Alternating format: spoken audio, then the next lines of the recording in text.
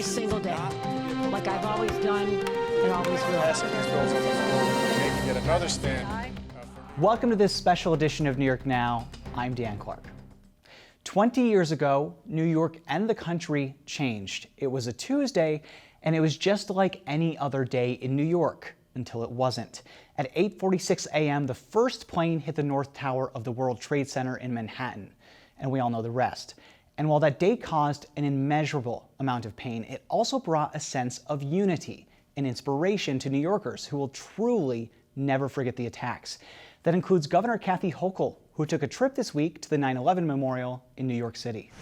The inspiration I take from this day simply tells me New Yorkers are gritty, they're scrappy, they're courageous, they're risk takers, and my God, they're true believers that the future can be better. And that's been a common theme in New York. We built back after 9/11, and now 2 decades later, we're starting our recovery from a global pandemic that's now killed more than 55,000 New Yorkers. But on this week's show, we're remembering 9/11 through stories from people who went through it, like former Governor George Pataki.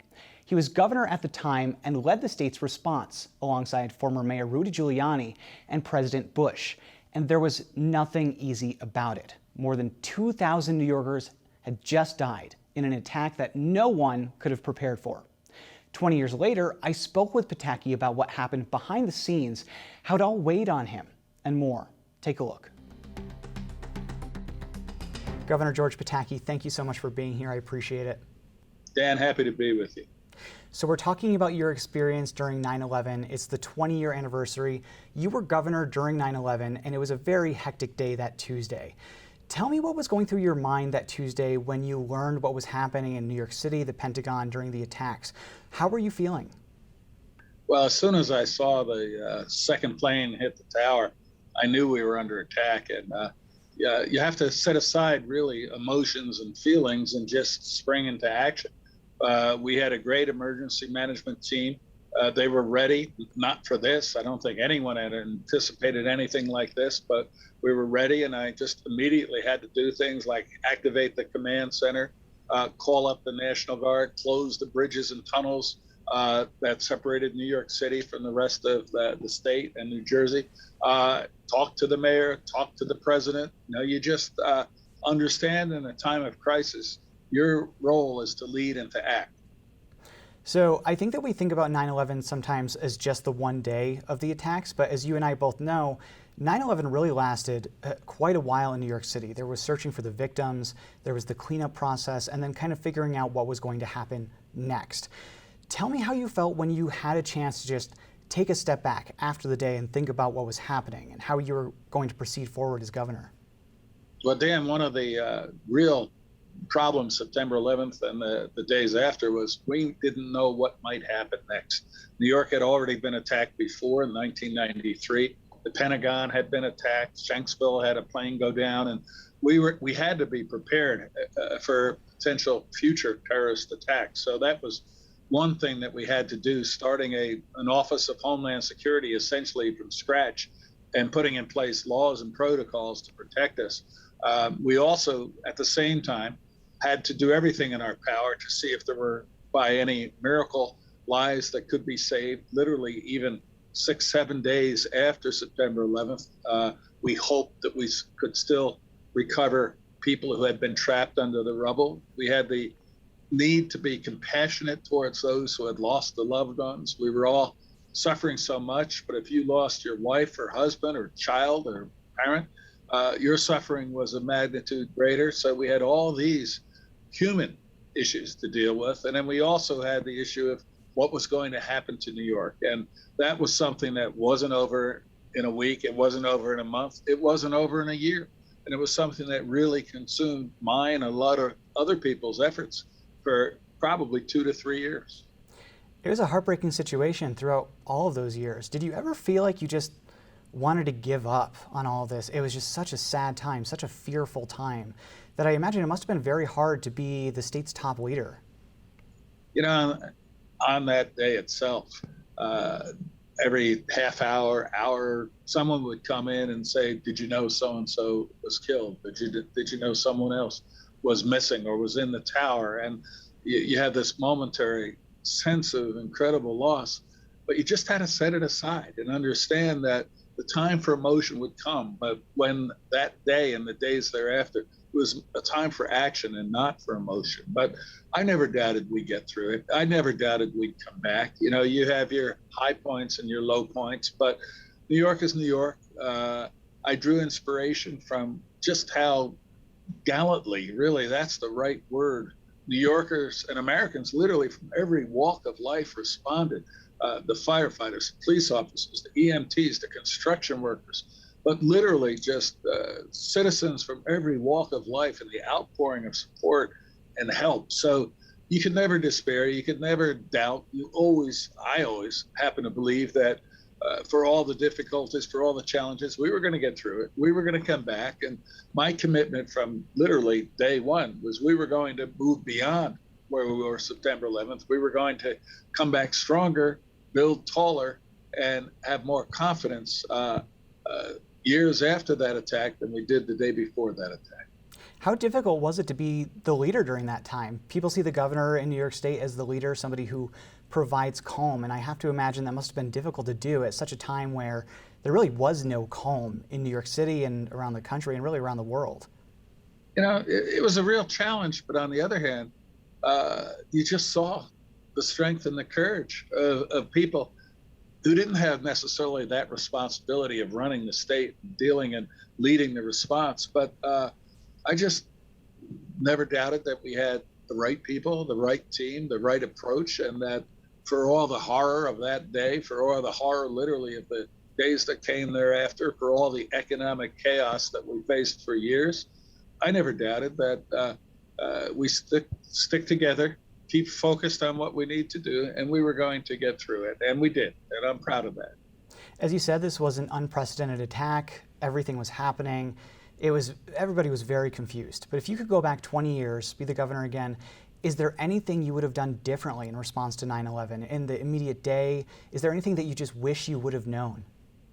I wish I would have known the day before. You know, I mean, that's wishful thinking, but you think back and you just understand the magnitude of the loss and say anything we could have done to prevent this in the first place it would have been worth it.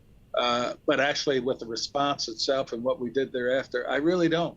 You know, I think we had a seamless response. I have to tell you, that day, I think the most important decision I made in my 12 years as governor is I got a call from Giuliani that he had moved his team to a new facility because his command center had been wiped out. And I thought for a minute and I said, I'll be right down. And I and my entire emergency response team went down. And that afternoon, September 11th, we were sitting in the same room at the same table. And we did that for weeks and months after. So we didn't have the lack of communication, the confusion that you saw after Katrina, or we've just seen with COVID, where the city and state couldn't even talk to each other. We were all in the same room, all the key players. So we had this unified response that I'm still proud of 20 years later. I wish we could have done more to save lives, but every effort was made. And you don't look back, you look forward, and you learn from that. And we need to be proactive to protect our freedoms. You know, 20 years later, what do you see as the lasting effects of 9/11? I feel like in my lifetime, I've definitely seen them, but what do you see as something that's grown out of 9/11 that's really changed New York City, New York State, even the country? Well, I'll tell you, I'm proud of how after September 11th, we took a proactive attitude towards being safe and protecting our freedom from those who would attack us. But after what, I hate to bring this up on this sacred day, but after what is happening in Afghanistan, it's just so discouraging to think that those who attacked us are now empowered and encouraged and inspired, not just in Afghanistan, but every terrorist who hates America and Americans around the globe is celebrating. And that is just a horrible thought to have on this sacred day. And up until that point, you know, the fact that we hadn't been attacked and we had been proactive in preventing terrorists from having places where they could train and organize a plot to do another attack was something that I think we could look at with some degree of thankfulness. But now I fear that is all gone. But the changes that we saw, some for the better, to me, by far the most important positive to come out of that horrible day was the sense of unity we had. And it was not just that day and weeks and months, it was for more than a year. Americans didn't see ourselves as Republicans, Democrats, North, South, black, white, rich, poor. We were all Americans, and we were united after this horrible attack upon us. We had that sense of unity. And now 20 years later, to see Americans who were friends can't even talk to each other because they may have a different philosophy is really discouraging. So what came out of it that was positive with it was a sense of unity. And as I look now, 20 years later, but look forward, the best thing that could come from remembering the courage and the sacrifices made on that date would be to try to reclaim some of that sense of unity, that we're all in this together. We have a common future. And what seems to divide us in comparison to those who hate the freedoms that we take for granted is nothing. Let's work together and look forward together. Now that brings me to my last question for you. It's been 20 years. You were governor at the time. What's your message to New Yorkers now? 20 years after, I feel like some people really lose the sense of how important this was. What's your message to them? Dan, one of the important things we tried to do at Ground Zero was to tell the story so that 20 years later, people who weren't born on September 11th could go there, see the magnitude of the loss, see the names of those who had fallen, see the voids where the towers had stood, so they would understand the magnitude of the value of our freedom, the value of living in this great country. And for all our flaws, for all the differences we have to understand that those who attacked us 20 years ago, they may be gone, but their successors are still out there. And we have to embrace each other, embrace our freedom, not shirk from celebrating those great opportunities, freedom of speech, freedom of religion, freedom to choose our own leaders, but do it in a way that understands that the future is not about one side or the other. The future is about all of us as Americans. All right, Governor George Pataki, I know it's something difficult to talk about, so thank you so much for being here. I really appreciate it. Thank you, Dan. Nice being on with you. I appreciate the opportunity. And 20 years later, we're still seeing the long-term impacts of 9/11 both here and abroad. Daryl Camp spoke to a few of the state's lawmakers, and he's here with more. Daryl. That's right, Dan. One of those long-term effects is a continued sense of unity. Senator Brian Kavanaugh, a Democrat from the Lower East Side of Manhattan, says there was a rush to rebuild in the aftermath, and the rebuilding continues to this day. Rebuilding, the physical rebuilding, the 5 World Trade Center is the last major site, and there is currently a very real debate in Lower Manhattan about what should be built on that site. There was a very strong desire on the part of the community that there be people living on the site, residents, and now there is a big push to ensure that there is enough affordability on that site.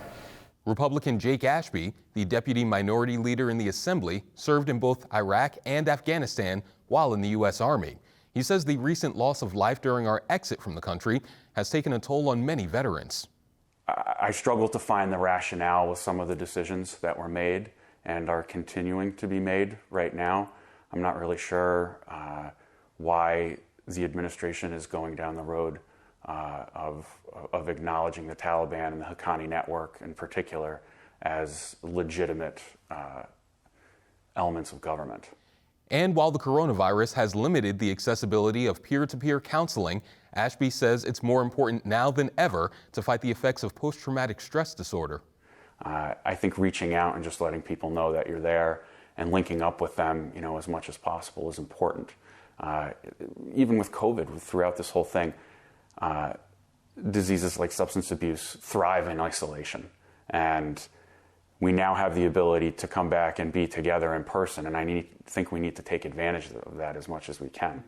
So, Dan, he says there's ultimately a sense of uncertainty of America's role in the national stage moving forward. Thank you so much, Daryl. Now more on the day of the attacks. When the first tower was hit in New York City, the natural response was to run away, but others ran toward the towers, like first responders who tried desperately to save as many lives as they could. And right alongside them were reporters who literally risked their lives to tell the country what was happening. Two of them joined me this week to share their stories. Jamie Floyd is with WNYC now, but she covered the attacks at the time for ABC News. And Dave Debo is now with WBFO, but covered the attack on the Pentagon at the time. We spoke about what it was like on the ground during 9/11 and what they went through.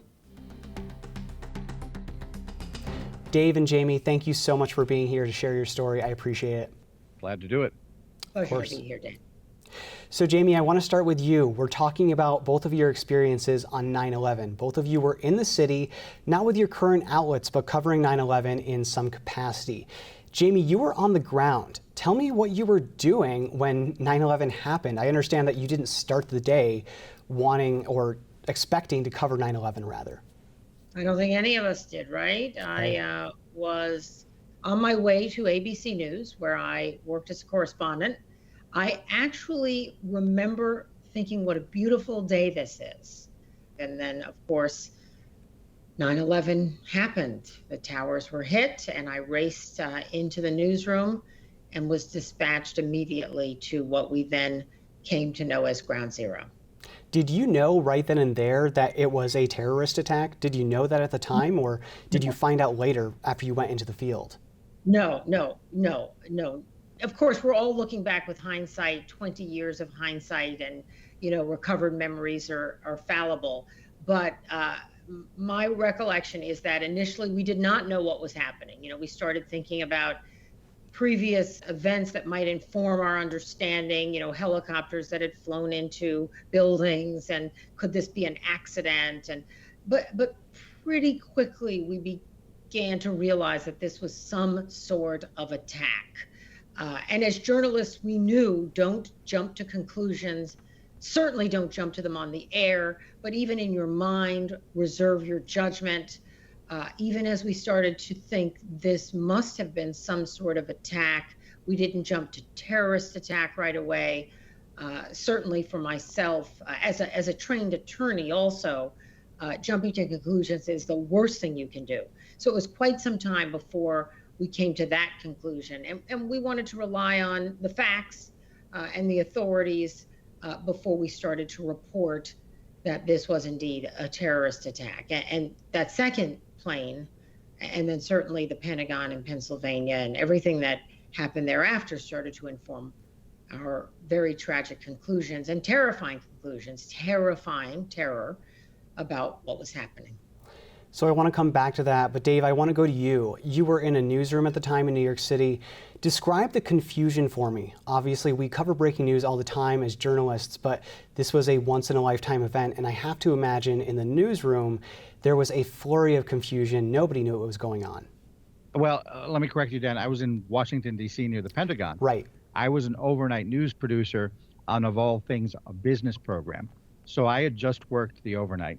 And oddly enough, at the end of my shift, I wanted to play tourist. It was actually on my agenda that morning to go to the Pentagon.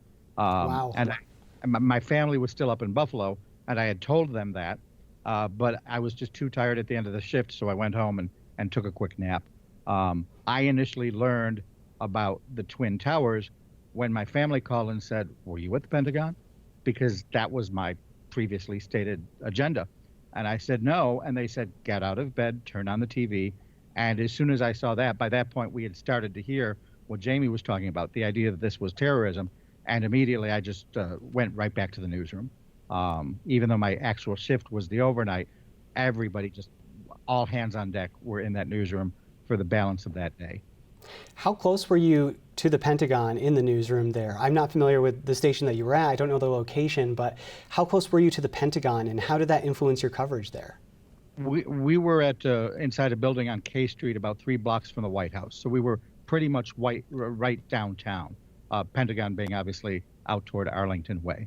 But one of the most visceral memories I have was everywhere you went, even outside our studios.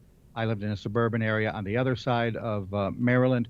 Everywhere you went, the subways smelled like burnt rubber, because once the plane hit the Pentagon, and the Pentagon is connected to the subways, it was everywhere.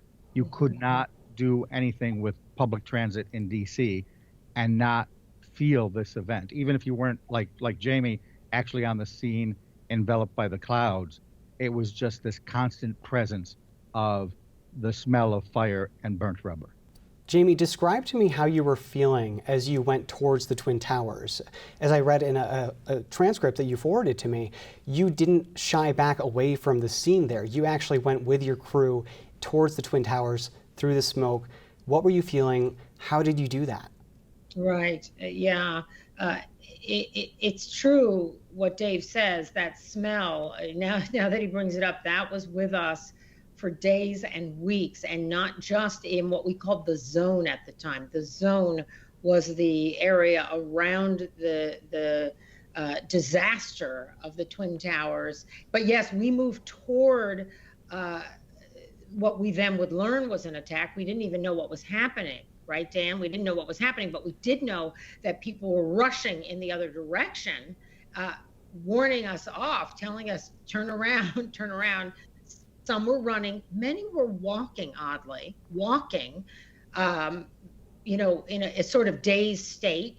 So yes, we were moving toward it. The ash is falling through the air, and other things falling through the air. I mean, I can.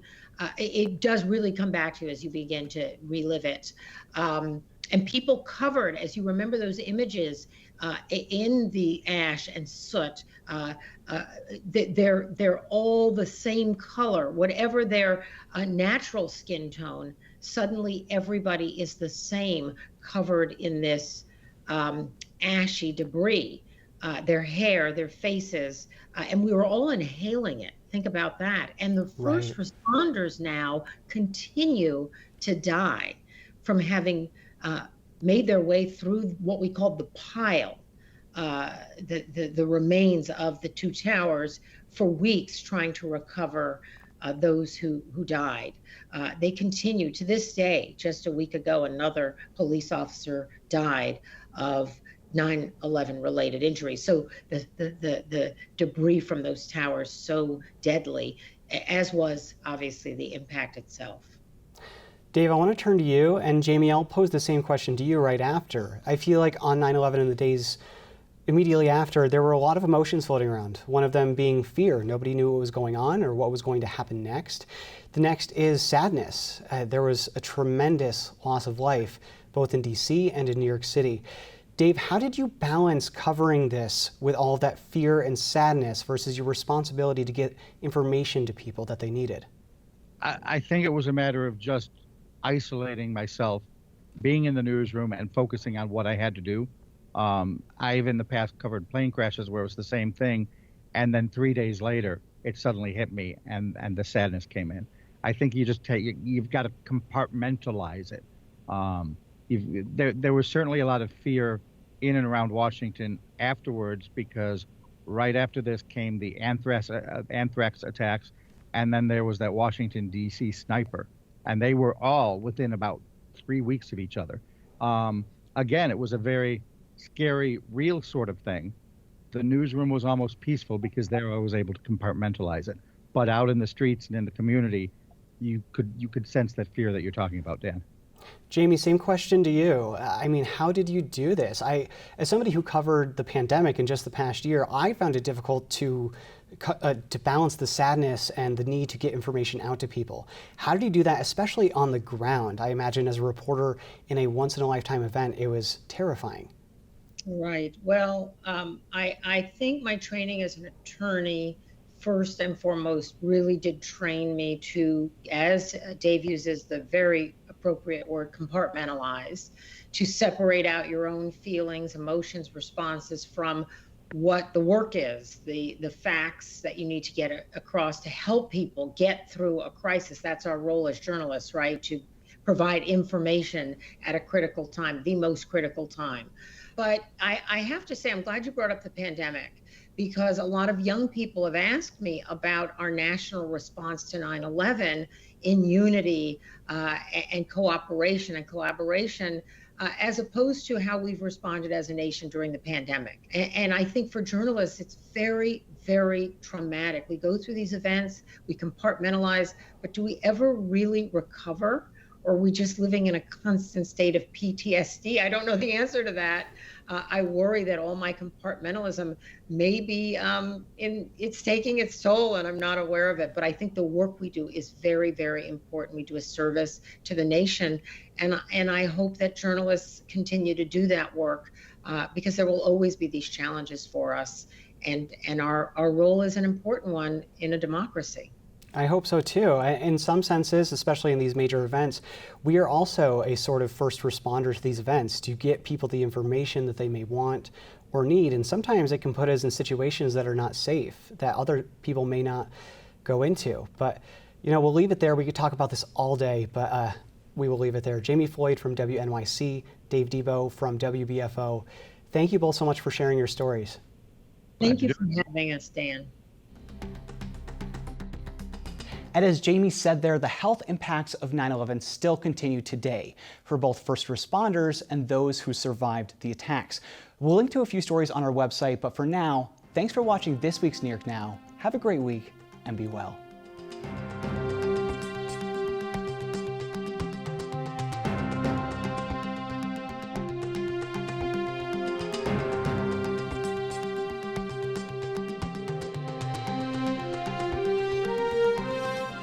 Funding for New York Now is provided by WNET. And by the Dominic Ferrioli Foundation.